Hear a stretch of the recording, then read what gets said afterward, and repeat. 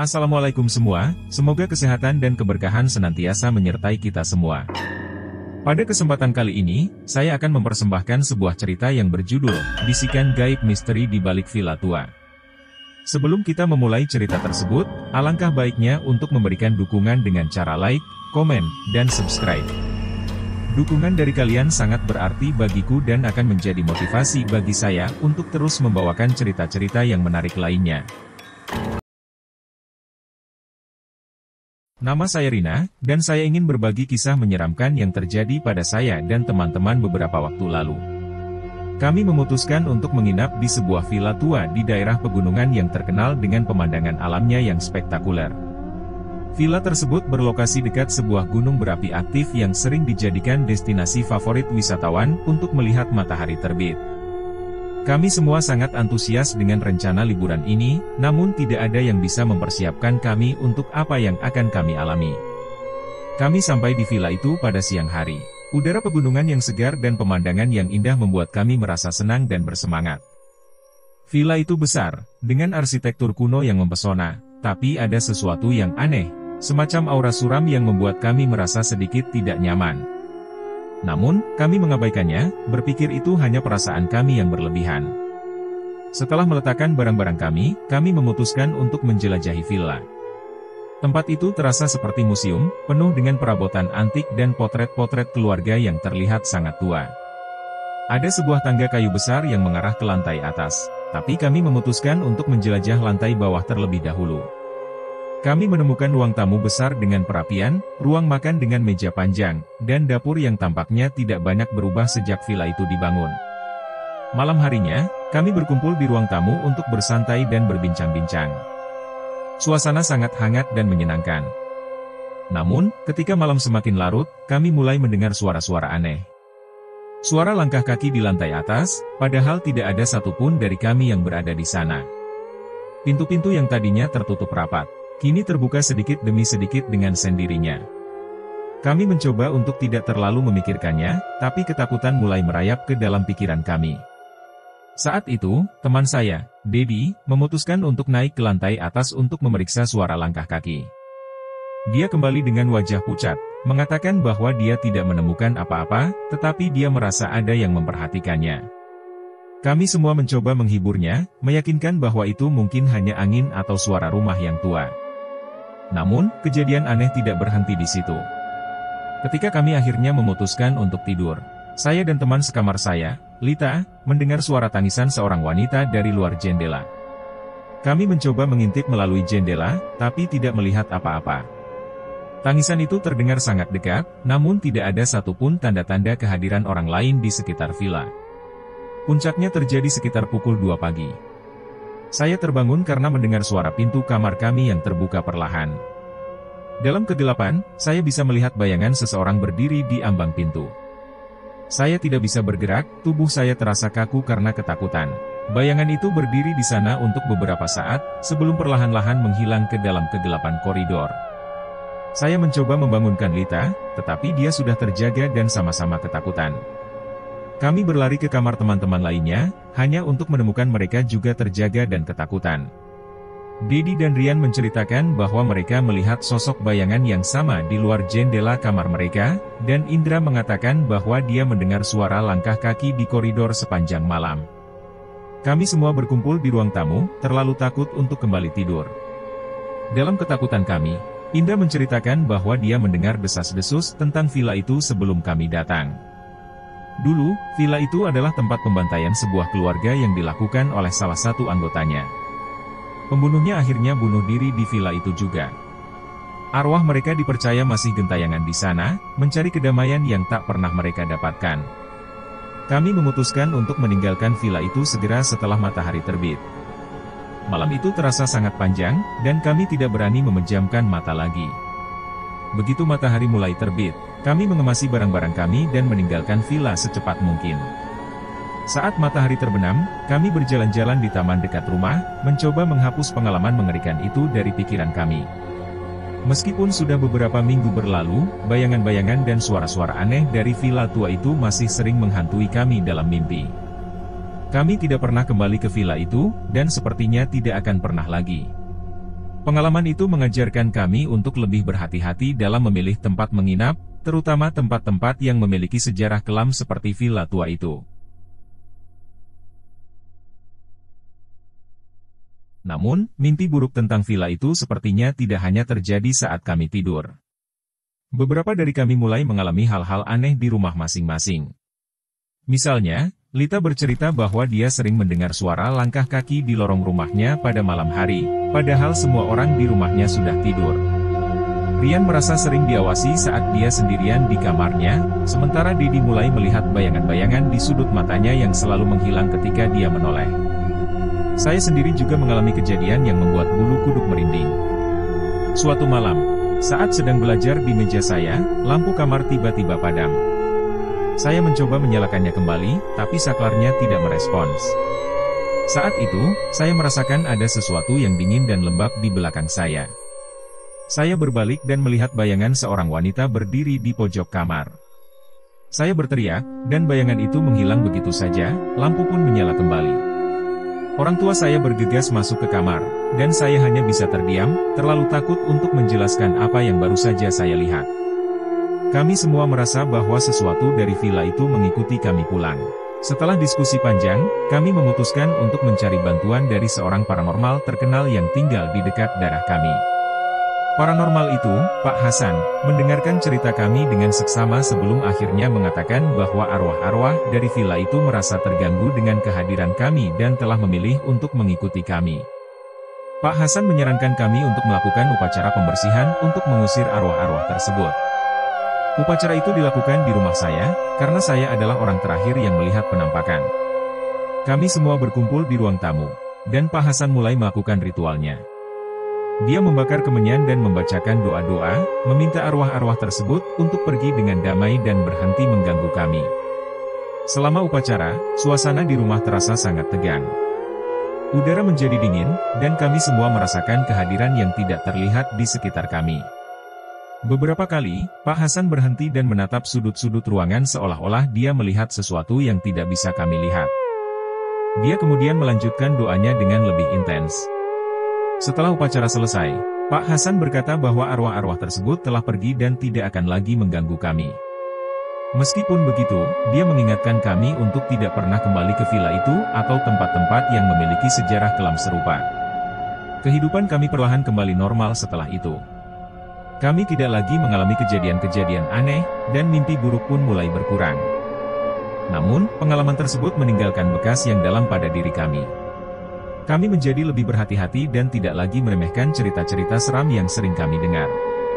Saat matahari terbenam, kami berjalan-jalan di taman dekat rumah, berbagi cerita dan tawa seolah mencoba menutupi kenangan kelam yang pernah menghantui kami. Tapi di balik senyuman dan canda tawa, kami tahu bahwa pengalaman di villa tua itu akan selalu menjadi bagian dari diri kami, mengingatkan kami akan betapa tipisnya batas antara dunia kita dan dunia yang tidak terlihat. Kami belajar untuk menghargai kehidupan dan berhati-hati dengan tempat-tempat yang kita kunjungi, karena kita tidak pernah tahu cerita apa yang tersembunyi di balik dinding-dinding tua itu.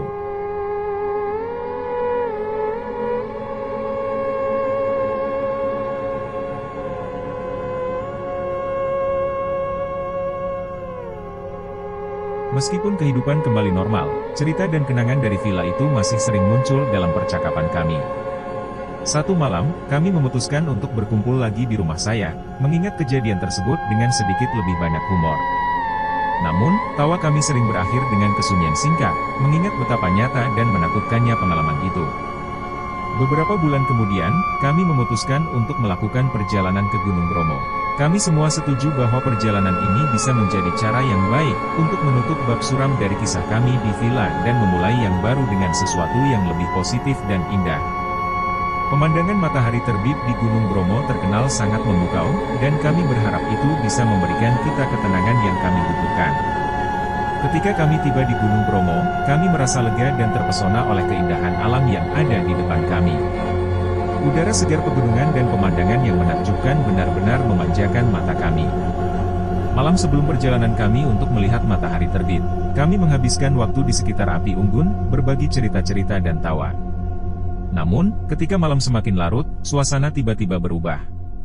Angin dingin bertiup lebih kencang, dan suara-suara aneh mulai terdengar lagi. Suara langkah kaki yang pernah kami dengar di villa itu kembali terdengar, kali ini di sekitar tenda kami. Kami saling berpandangan dengan wajah ketakutan, memori mengerikan dari villa itu seolah kembali menghantui kami. Dedi mencoba untuk mengusir ketegangan dengan berkata bahwa mungkin itu hanya suara binatang, tapi kami semua tahu bahwa itu tidak mungkin. Suara itu terlalu mirip dengan apa yang kami dengar di villa. Rasa takut mulai merayap kembali, dan kami memutuskan untuk masuk ke tenda dan berusaha tidur, meskipun sulit. Saat malam semakin gelap, saya merasa ada sesuatu yang tidak beres. Saya terbangun oleh suara bisikan halus di telinga saya. Membuka mata, saya melihat bayangan samar di luar tenda kami. Saya bisa merasakan detak jantung saya semakin cepat, dan keringat dingin mulai mengalir di dahi saya. Saya memberanikan diri untuk membangunkan Lita yang tidur di samping saya. Ketika dia terbangun, dia juga mendengar bisikan itu dan melihat bayangan yang sama. Kami membangunkan yang lain dan memutuskan untuk tetap bersama di satu tenda. Tidak ada yang bisa tidur setelah itu, dan kami hanya duduk dalam keheningan, berharap malam segera berakhir. Ketika fajar mulai menyingsing, bisikan itu berhenti, dan bayangan menghilang. Kami keluar dari tenda dengan perasaan lega yang luar biasa. Matahari terbit di Gunung Bromo memang spektakuler, tapi kami tidak bisa sepenuhnya menikmati keindahannya karena kejadian malam itu. Kami semua merasa bahwa sesuatu dari villa tua itu masih mengikuti kami, meskipun kami telah melakukan upacara pembersihan. Setelah perjalanan itu, kami memutuskan untuk mencari solusi yang lebih permanen. Kami mengunjungi seorang biksu di sebuah vihara yang terkenal dengan kemampuan spiritualnya. Biksu tersebut mendengarkan cerita kami dengan tenang dan kemudian melakukan upacara khusus untuk mengusir arwah-arwah yang masih mengikuti kami. Dia menjelaskan bahwa beberapa arwah sangat kuat dan sulit diusir hanya dengan satu upacara. Mereka bisa melekat pada seseorang atau sesuatu dan mengikuti kemanapun mereka pergi. Biksu itu memberikan kami jimat perlindungan dan berjanji akan terus berdoa untuk kami. Setelah upacara itu, kejadian aneh benar-benar berhenti. Kami tidak lagi mendengar bisikan atau melihat bayangan. Kami merasa beban berat telah diangkat dari bahu kami. Meskipun begitu, kenangan akan pengalaman itu tetap menjadi pelajaran berharga bagi kami. Sekarang, kami lebih menghargai kehidupan dan selalu berhati-hati dalam setiap perjalanan yang kami lakukan. Pengalaman di villa dan Gunung Bromo mengajarkan kami untuk selalu menghormati tempat-tempat yang kami kunjungi dan tidak meremehkan kekuatan yang tidak terlihat. Saat matahari terbenam, kami berjalan-jalan di taman dekat rumah, merasa lebih damai dan bersyukur atas perlindungan yang telah kami terima. Pengalaman itu mengubah kami, membuat kami lebih dekat satu sama lain dan lebih bijak dalam menghadapi hal-hal yang tidak kami mengerti. Kami tahu bahwa kisah kami ini akan terus kami kenang, bukan sebagai sesuatu yang menakutkan, tetapi sebagai pengingat bahwa ada hal-hal di dunia ini yang lebih besar dan lebih misterius daripada yang bisa kita bayangkan.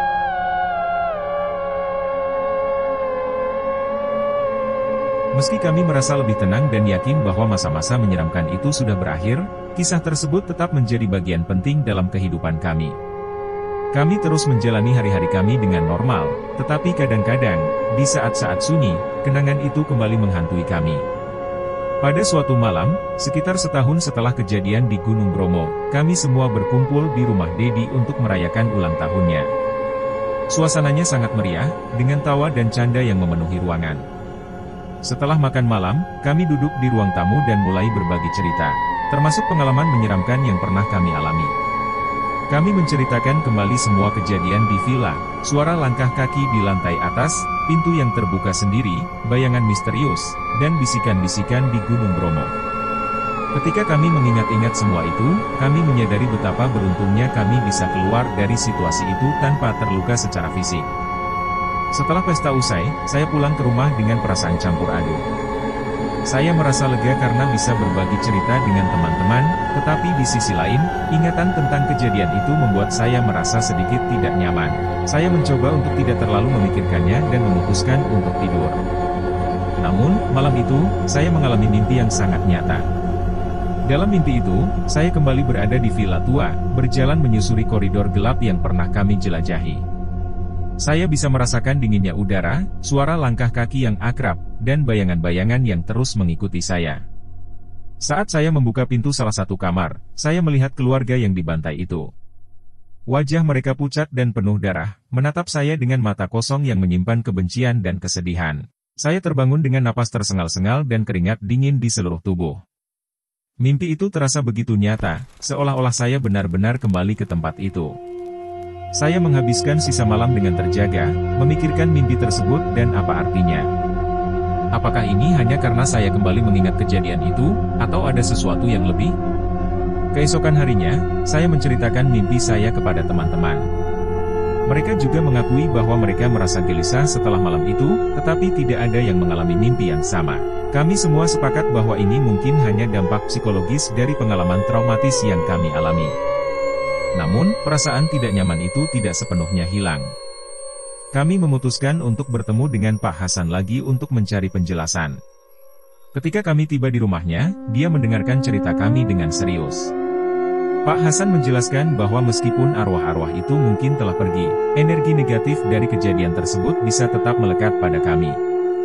Dia menyarankan kami untuk melakukan ritual pembersihan diri sendiri, untuk membebaskan diri dari sisa-sisa energi negatif.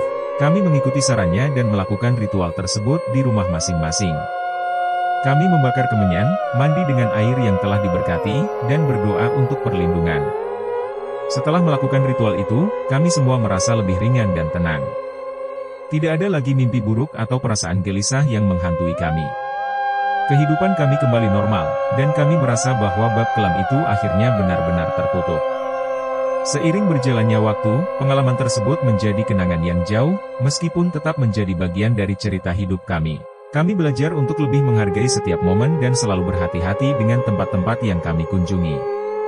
Meskipun begitu, kami tidak pernah kehilangan semangat petualangan dan terus menjelajahi tempat-tempat baru dengan rasa hormat dan kesadaran yang lebih besar.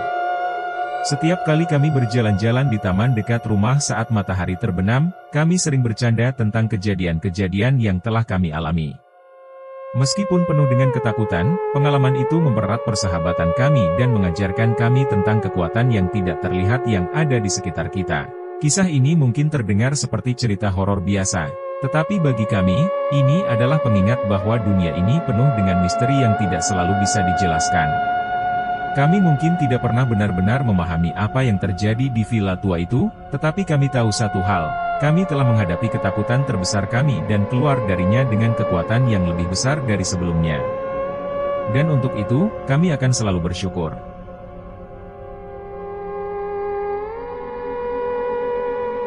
Waktu berlalu, dan meskipun pengalaman mengerikan di villa tua itu semakin jauh dalam ingatan kami, efeknya masih terasa dalam kehidupan sehari-hari. Kami menjadi lebih peka terhadap hal-hal di sekitar kami, lebih menghargai kedamaian, dan lebih berhati-hati dalam setiap langkah yang kami ambil. Satu hari, saat saya sedang berjalan-jalan di pasar, saya bertemu dengan seorang wanita tua yang tampaknya mengenali saya. Dia mendekati saya dan, tanpa saya duga, dia mulai menceritakan kisah yang sangat mirip dengan apa yang kami alami di villa tua itu.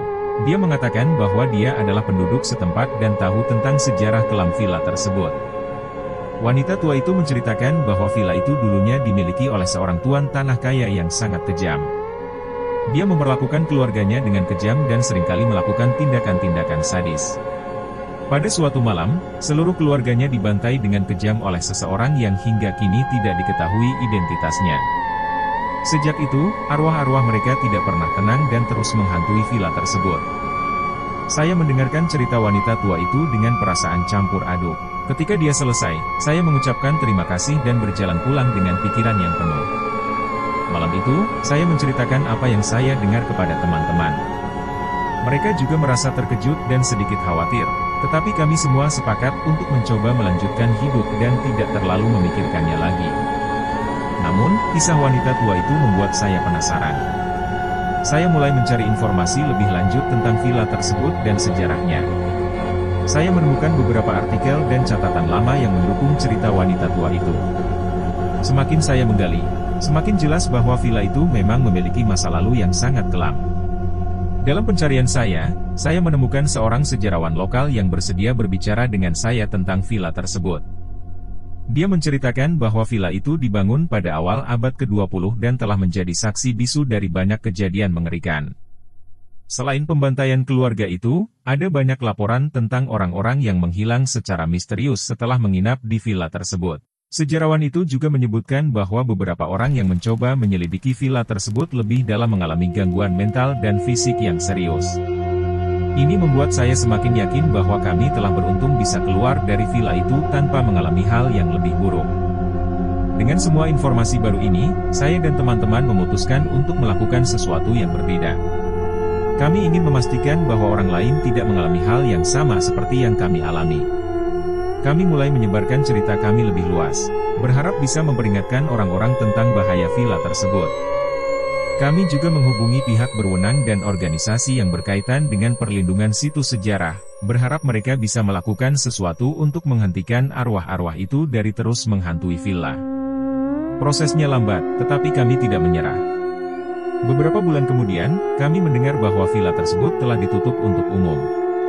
Pihak berwenang memutuskan untuk melakukan upacara pembersihan besar-besaran dengan bantuan para spiritualis dan biksu. Kami diundang untuk hadir dalam upacara tersebut sebagai saksi. Pada hari upacara, kami berkumpul di depan villa yang tampak lebih menyeramkan daripada sebelumnya. Para biksu dan spiritualis mulai melakukan ritual mereka, membakar kemenyan dan membaca doa-doa. Suasana sangat tegang, dan kami semua merasakan kehadiran yang tidak terlihat di sekitar kami. Ketika upacara berlangsung, saya merasakan beban berat di dada saya perlahan-lahan menghilang. Udara di sekitar villa terasa lebih ringan dan lebih bersih. Setelah beberapa jam, upacara selesai, dan para biksu mengatakan bahwa arwah-arwah tersebut telah dilepaskan dan tidak akan lagi mengganggu tempat itu. Kami meninggalkan villa dengan perasaan lega dan puas. Kami tahu bahwa kami telah melakukan sesuatu yang baik, tidak hanya untuk diri kami sendiri tetapi juga untuk orang lain. Pengalaman ini mengajarkan kami tentang pentingnya menghadapi ketakutan dan melakukan sesuatu untuk membantu orang lain. Sekarang, setiap kali kami berjalan-jalan di taman dekat rumah saat matahari terbenam, kami tidak lagi merasa dihantui oleh kenangan kelam. Sebaliknya, kami merasa lebih kuat dan lebih bersyukur atas setiap momen damai yang kami miliki. Kami terus mengenang pengalaman itu sebagai pengingat akan kekuatan persahabatan dan keberanian dalam menghadapi ketakutan terbesar kami. Dan meskipun kami tidak pernah kembali ke villa itu, kami tahu bahwa kami telah melakukan bagian kami untuk memastikan bahwa sejarah kelam itu tidak akan terulang kembali. Kami telah belajar bahwa terkadang, menghadapi kegelapan bisa membawa kita ke dalam cahaya yang lebih terang dan kedamaian yang lebih dalam daripada yang pernah kami bayangkan. Setelah upacara pembersihan di villa, kami semua merasa hidup kami telah kembali ke jalur yang benar. Namun, perjalanan untuk pulih sepenuhnya dari pengalaman traumatis tersebut tetap menjadi proses yang lambat dan memerlukan usaha terus-menerus. Kami mulai berfokus pada kehidupan sehari-hari dan merencanakan lebih banyak kegiatan positif bersama-sama, sebagai cara untuk memperkuat ikatan persahabatan kami. Suatu hari, saya dan teman-teman memutuskan untuk mengunjungi sebuah panti asuhan di dekat kota kami. Kami ingin memberikan sedikit kebahagiaan kepada anak-anak yang tinggal di sana, sambil mengalihkan pikiran kami dari kenangan buruk masa lalu. Kami mengumpulkan mainan, buku, dan pakaian untuk disumbangkan, serta merencanakan beberapa kegiatan menyenangkan untuk anak-anak. Hari itu, kami berangkat dengan semangat yang tinggi. Ketika kami tiba di panti asuhan, anak-anak menyambut kami dengan senyuman ceria dan antusiasme yang membuat hati kami hangat. Kami menghabiskan waktu bermain, bercerita, dan belajar bersama mereka. Melihat kebahagiaan di wajah mereka membuat kami merasa lebih baik dan lebih berarti. Sore harinya, ketika matahari mulai terbenam, kami berkumpul di halaman panti asuhan untuk mengadakan acara api unggun kecil. Anak-anak duduk mengelilingi api unggun, mendengarkan kami bercerita. Mereka meminta kami menceritakan kisah-kisah seram, dan meskipun kami sedikit ragu, kami memutuskan untuk bercerita dengan cara yang ringan dan menyenangkan. Saat giliran saya untuk bercerita, saya memulai dengan kalimat, "Pagi tadi, kakek menyiram tanaman di kebun." Saya bercerita tentang pengalaman kami di villa tua, tetapi saya mengubah akhir ceritanya menjadi sesuatu yang lebih positif dan penuh harapan. Anak-anak mendengarkan dengan seksama, dan meskipun ada beberapa momen menakutkan, mereka sangat menikmati cerita itu. Ketika api unggun mulai meredup dan bintang-bintang muncul di langit, kami mengucapkan selamat tinggal kepada anak-anak dan berjanji akan kembali lagi. Perjalanan pulang diiringi dengan perasaan damai dan kepuasan. Kami tahu bahwa dengan membantu orang lain, kami juga membantu diri kami sendiri untuk sembuh dan melanjutkan hidup. Beberapa minggu setelah kunjungan ke panti asuhan, saya menerima telepon dari salah satu pengurus panti asuhan. Mereka mengundang kami kembali untuk menghadiri acara tahunan mereka, di mana anak-anak akan menampilkan berbagai pertunjukan. Kami merasa sangat tersanjung dan segera menerima undangan tersebut. Pada hari acara, kami datang lebih awal untuk membantu persiapan. Anak-anak sangat bersemangat menunjukkan bakat mereka dalam menari, menyanyi, dan berakting. Salah satu pertunjukan yang paling berkesan adalah drama kecil yang mereka buat berdasarkan cerita yang saya ceritakan saat api unggun. Mereka mengubahnya menjadi kisah keberanian dan persahabatan, yang disampaikan dengan cara yang sangat menghibur dan menyentuh hati. Melihat betapa cerita kami telah menginspirasi anak-anak membuat kami merasa bangga dan bahagia. Kami menyadari bahwa meskipun pengalaman kami di villa itu menakutkan, kami bisa mengambil sesuatu yang baik darinya dan membagikannya kepada orang lain. Kisah kami tidak hanya menjadi kenangan buruk, tetapi juga menjadi sumber inspirasi dan pembelajaran bagi orang lain. Setelah acara selesai, kami berkeliling taman dekat rumah, menikmati keindahan matahari terbenam. Kali ini, kami berjalan dengan perasaan ringan dan hati yang penuh rasa syukur. Kami berbicara tentang masa depan, tentang impian dan harapan kami, dan bagaimana kami bisa terus memberikan dampak positif bagi orang lain. Kami mungkin tidak akan pernah sepenuhnya melupakan apa yang terjadi di villa tua itu, tetapi kami telah belajar untuk menghadapi dan mengatasi ketakutan kami. Kami telah menemukan kekuatan dalam persahabatan dan kemampuan untuk berubah menjadi lebih baik. Setiap langkah yang kami ambil sekarang terasa lebih bermakna, dan setiap matahari terbenam mengingatkan kami akan keindahan hidup yang harus kita hargai. Kisah kami mungkin dimulai dengan ketakutan dan kegelapan, tetapi berakhir dengan cahaya dan harapan.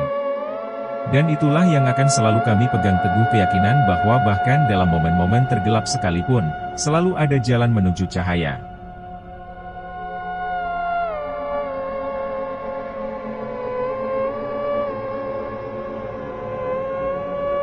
Beberapa bulan berlalu setelah acara di panti asuhan, dan kehidupan kami benar-benar mulai kembali normal.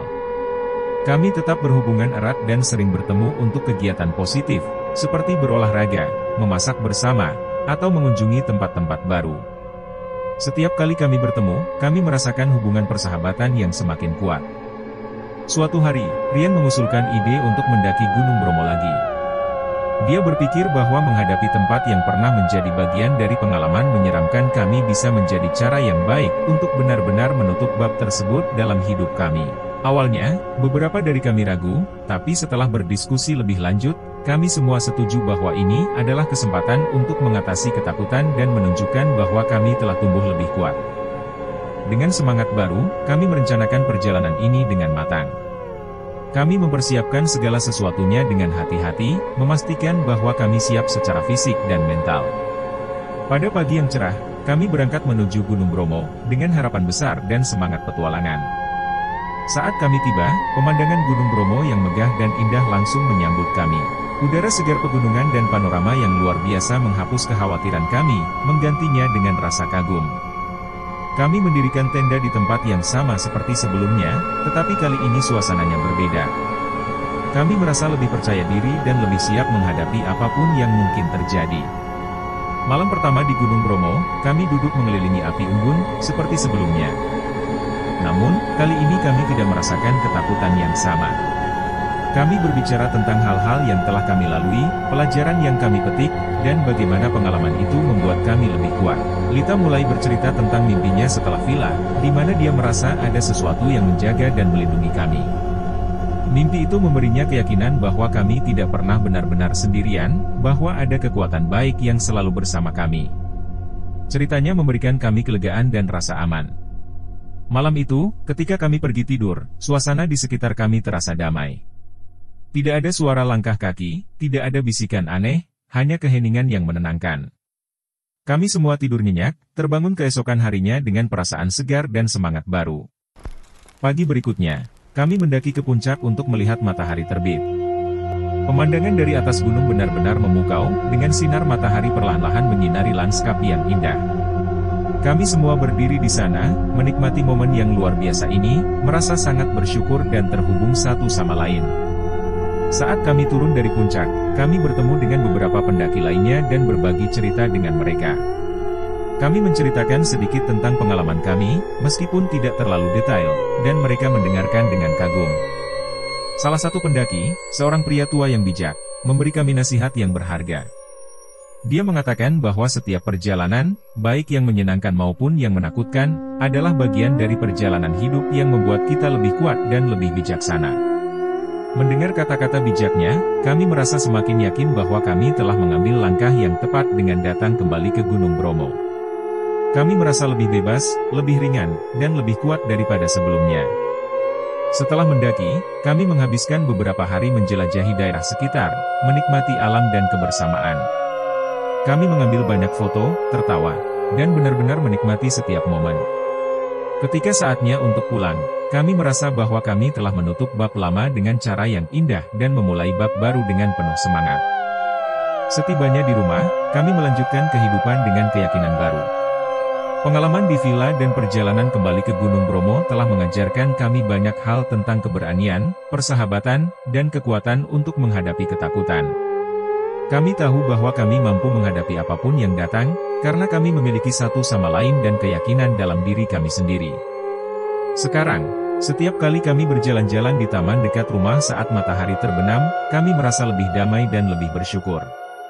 Taman itu, dengan keindahan dan ketenangannya, menjadi tempat di mana kami bisa mengingat dan merayakan perjalanan kami, dari ketakutan yang paling dalam hingga kekuatan yang paling besar. Kisah ini adalah bagian dari hidup kami, sebuah bab yang penuh dengan pelajaran berharga dan momen tak terlupakan. Dan dengan setiap langkah yang kami ambil, kami terus maju, dengan keberanian dan harapan yang lebih besar dari sebelumnya.